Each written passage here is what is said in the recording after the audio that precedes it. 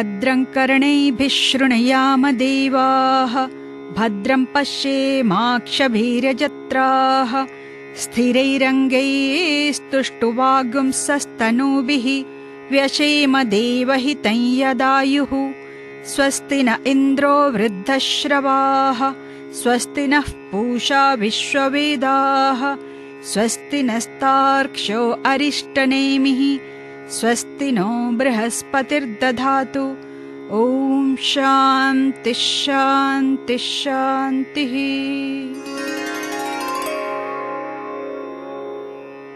ॐ ब्रह्मादेवानां प्रथमः सम्बभूव विश्वस्य कर्ता भुवनस्य गोप्ता स ब्रह्मविद्यां सर्वविद्याप्रतिष्ठाम् अथर्वाय ज्येष्ठपुत्राय प्राह। अथर्वणेयां प्रवदेत ब्रह्मा अथर्वातां पुरवाचाङ्गिरे ब्रह्मविद्याम् स भारद्वाजाय सत्यवहाय प्राह भारद्वाजाङ्गिरसे परावराम्। शौनको हवै महाशालः अङ्गिरसं विधिवत् उपसन्नपप्रच्छ कस्मिन्नु भगवो विज्ञाते सर्वमिदं विज्ञातं भवतीति। तस्मै सहोवाच द्वे विद्ये वेदितव्ये इति स्म यद्ब्रह्मविदो वदन्ति परा चैवापरा च। तत्र परा ऋग्वेदो यजुर्वेदः सामवेदो अथर्ववेदः शिक्षा कल्पो व्याकरणं निरुक्तं छन्दो ज्योतिषम् इति। अथ परा यया तत् अक्षरम् अधिगम्यते यत्तत् अदृश्यम् अग्राह्यम् अगोत्रम् अवर्णम् अचक्षुश्रोत्रम् तदपाणिपादम् नित्यं विभुं सर्वगतं सुसूक्ष्मम् तद् अव्ययम् यद्भूतयोनिं परिपश्यन्ति धीराः। यथोर्ननाभिसृजते गृह्णते च यथा पृथिव्याम् औषधयः सम्भवन्ति यथा सतः पुरुषात् केशलोमानि तथाक्षरात् सम्भवतीह विश्वम्। तपसा चीयते ब्रह्मा ततोऽन्नम् अभिजायते अन्नात् प्राणो मनः सत्यम् लोकाः कर्मसु चामृतम्। यः सर्वज्ञः सर्ववित् यस्य ज्ञानमयम् तपः तस्मादेतद् ब्रह्म नाम रूपम् अन्नं च जायते।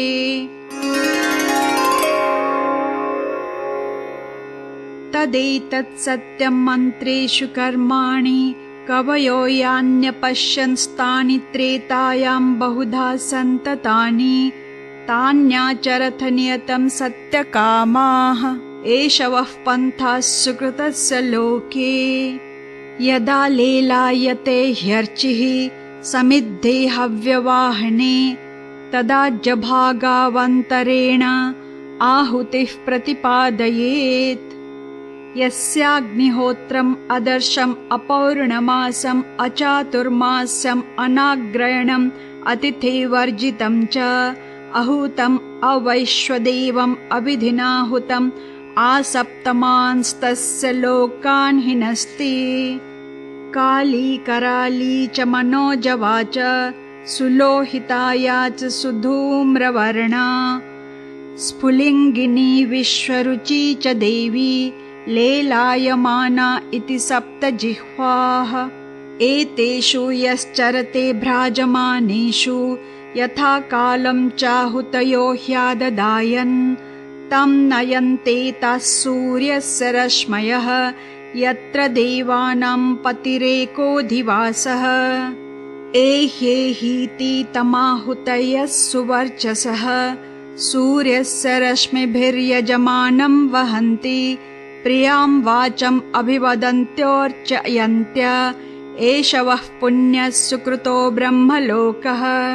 प्लवाह्येते अदृढा यज्ञरूपाः अष्टादशोक्तम् अवरं येषु कर्म एतत् श्रेयो येऽभिनन्दन्ति मूढाः जरामृत्युं ते पुनरेवापि यन्ति। अविद्यायामन्तरे वर्तमानाः स्वयं धीराः पण्डितं मन्यमानाः जङ्घन्यमानः पर्यन्ति मूढाः अन्धेनैव नियमाना यथान्धाः। अविद्यायां बहुधा वर्तमानाः वयं कृतार्था इत्यभिमन्यन्ति बालाः यत्कर्मिणो न प्रवेदयन्ति रागात् तेनातुराः क्षीणलोकाश्च वन्ते। इष्टापूर्तं मन्यमाना वरिष्ठं नान्यच्छ्रेयो वेदयन्ते प्रमूढाः नाकस्य पृष्ठे ते सुकृतेन भूत्वा इमं लोकं हीनतरं वा विशन्ति। तपश्रद्धे ये ह्युपवसन्त्यरण्ये शान्ता विद्वांसो भैक्षचर्याञ्चरन्तः सूर्यद्वारेण ते विरजाः प्रयान्ति यत्रामृतः स पुरुषो ह्यव्ययात्मा। परीक्ष्य लोकान् कर्मचितान् ब्राह्मणः निर्वेदम् आयान्नास्ति अकृतः कृतेन तद्विज्ञानार्थं स गुरुमेवाभिगच्छेत् समित्पाणिः श्रोत्रियं ब्रह्मनिष्ठम्। तस्मै स विद्वानुपसन्नाय सम्यक् प्रशान्तचित्ताय शमान्विताय येनाक्षरं पुरुषं वेद सत्यं प्रोवाच तां तत्त्वतो ब्रह्मविद्याम्।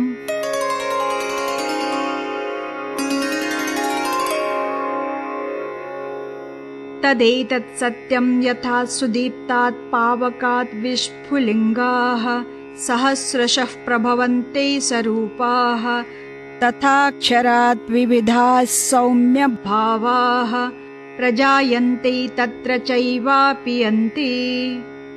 दिव्यो ह्यमूर्तः पुरुषः स बाह्याभ्यन्तरो ह्यजः अप्राणो ह्यमनः शुभ्रः ह्यक्षरात् परतः परः।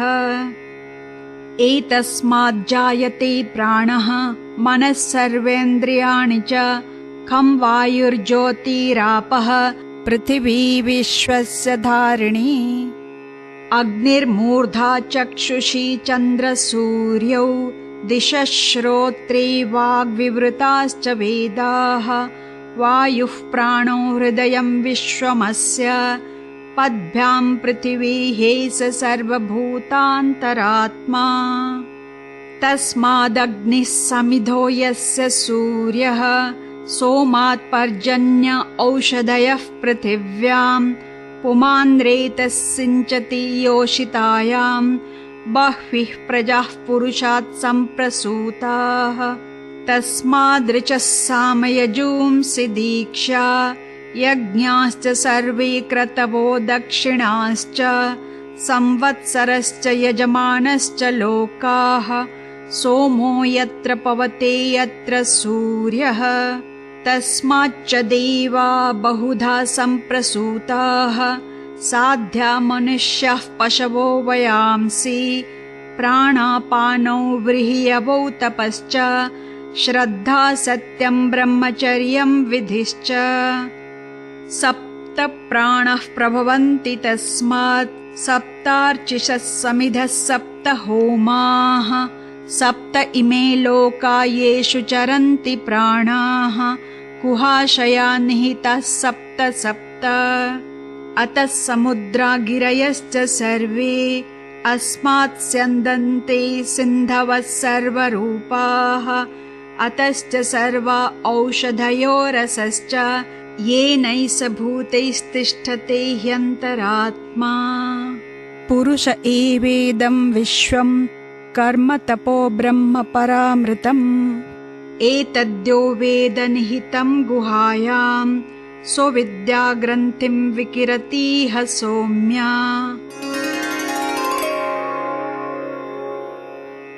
आविसन्निहितं गुहाचरं नाम महत्पदम् अत्रैतत् समर्पितम् एजत्प्राणं निमिषच्च यदेतज्जानथ सदसद्वरेण्यं परं विज्ञानात् यद्वरिष्ठं प्रजानाम्। यदर्चिम् अद्यद् अणुभ्योऽणु च यस्मिन् लोका निहिता लोकिनश्च तदेतत् अक्षरं ब्रह्म स प्राणस्तदुवाङ्मनः तदेतत् सत्यं तद् अमृतं तद्वेद्धव्यं सौम्य विद्धि। धनुर्गृहीत्वा उपनिषदं महास्त्रं शरं ह्युपासा निशितं सन्धयीत आयम्य तद्भावगतेन चेतसा लक्ष्यं तदेवाक्षरं सौम्य विद्धि। प्रणवो धनुःशरो ह्यात्मा ब्रह्म तल्लक्ष्यमुच्यते अप्रमत्तेन वेद्धव्यं शरवत्तन्मयो भवेत्।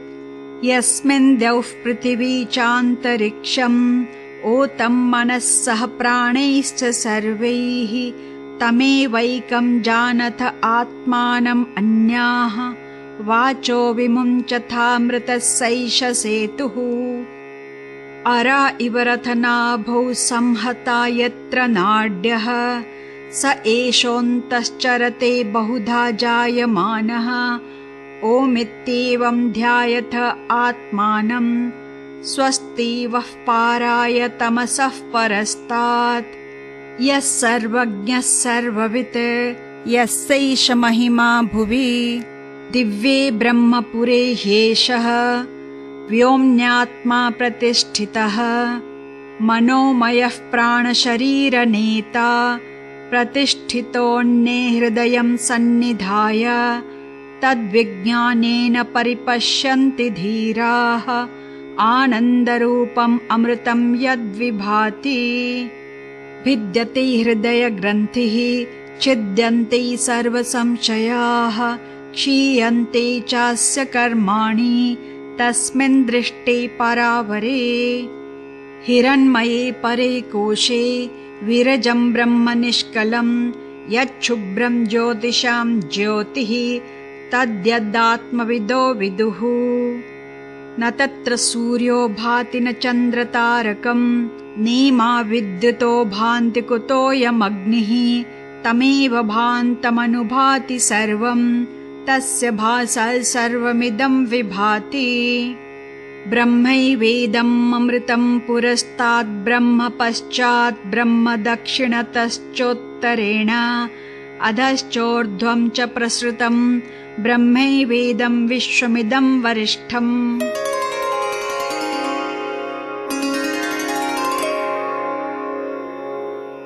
त्वा सुपर्णा सयुजा सखाया समानं वृक्षं परिषस्व जाते तयोरन्यः पिप्पलं स्वाद्वत्ति अनश्नन् अन्यो अभिचाकशीति।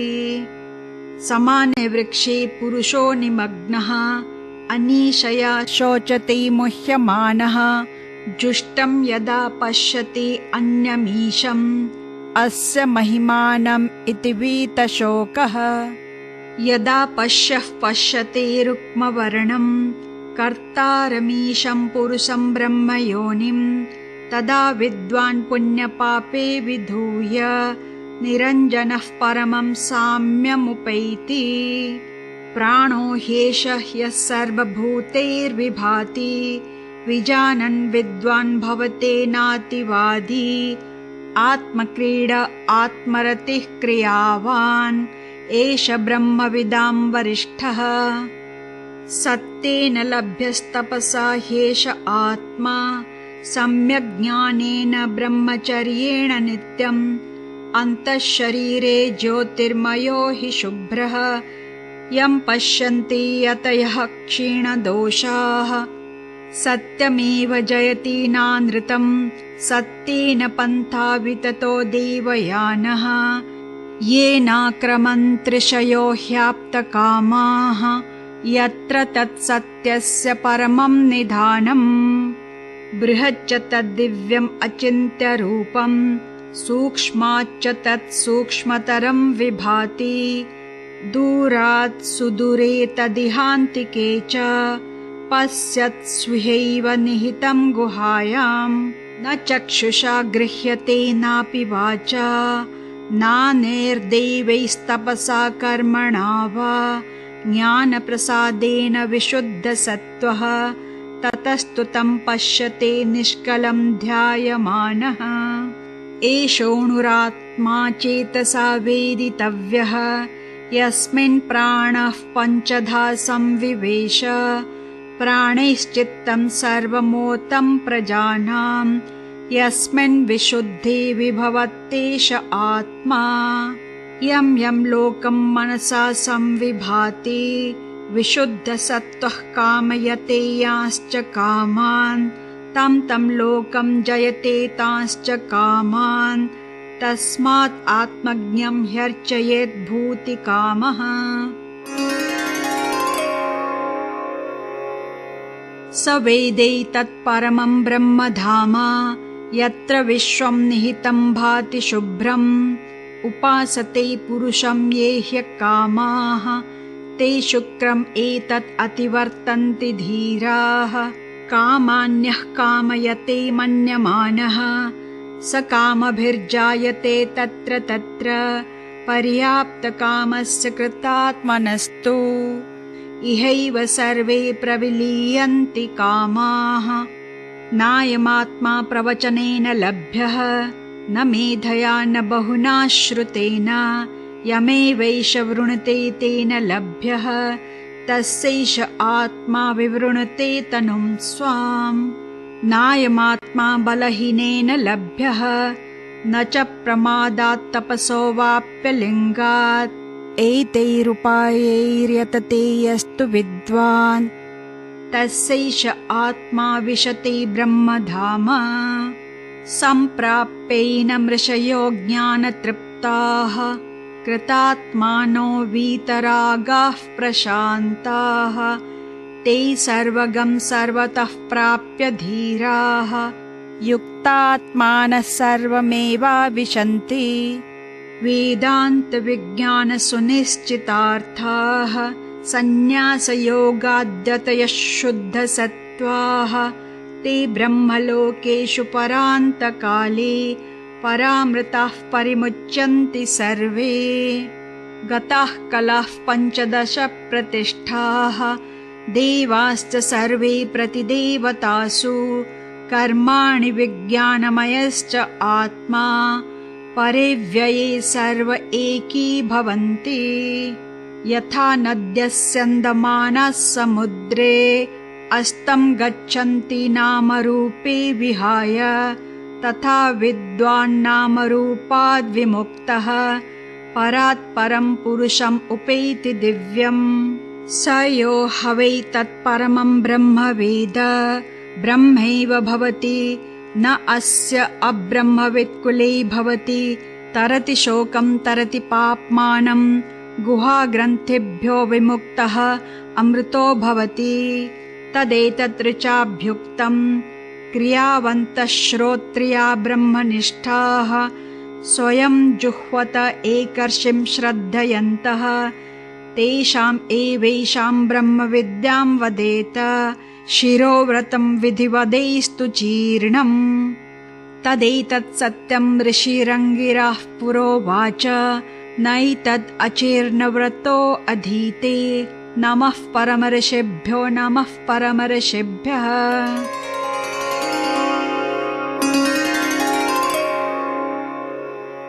ॐ भद्रं कर्णैभिः शृणुयाम देवाः, भद्रं पश्येमाक्षभिर्यजत्राः। स्थिरैरङ्गैस्तुष्टुवागुंसस्तनूभिः, व्यशेम देवहितं यदायुः। स्वस्ति न इन्द्रो वृद्धश्रवाः, स्वस्ति नः पूषा विश्ववेदाः। स्वस्ति नस्तार्क्ष्यो अरिष्टनेमिः, स्वस्ति नो बृहस्पतिर्दधातु। ॐ शान्तिः शान्तिः शान्तिः।